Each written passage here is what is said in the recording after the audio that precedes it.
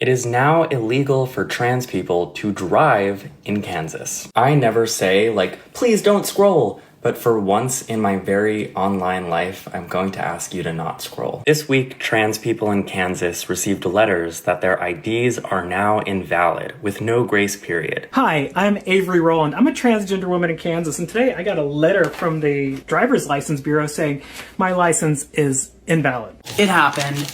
I received my letter from the Kansas government saying that I need to change my driver's license back to male. And will remain invalid unless they go to the DMV and get new IDs listing their sex assigned at birth. If they're caught driving with their current license, which affirms their identity, they could face a Class B misdemeanor, which carries up to 6 months in prison.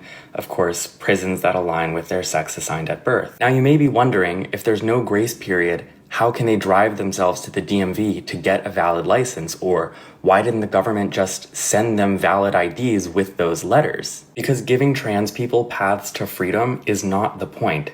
Preventing them from participating in public life is. Much like how ICE has been arresting people when they show up for their lawful immigration appointments, the fascist regime is pretending that there's a pathway to becoming a persecuted minority the right way, when we know that that's not their goal. They don't want trans people driving or getting paid at their jobs or renting apartments or voting. And once they've achieved that, they will move on to another group. So if you're thinking, I'm not trans, what does this have to do with me?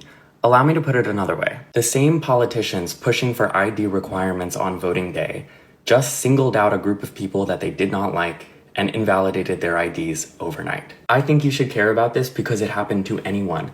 But if you also belong to any minoritized group and think that something similar couldn't happen to you when you become inconvenient to the fascist project, I don't really know what to tell you. It feels insane, frankly, to be speaking in these terms about a supposedly free country, but I've added a link to donate to Transcontinental Pipeline on my profile. It's an organization that is helping evacuate trans people in unsafe states to Colorado. And to trans people in Kansas, we love you, we need you.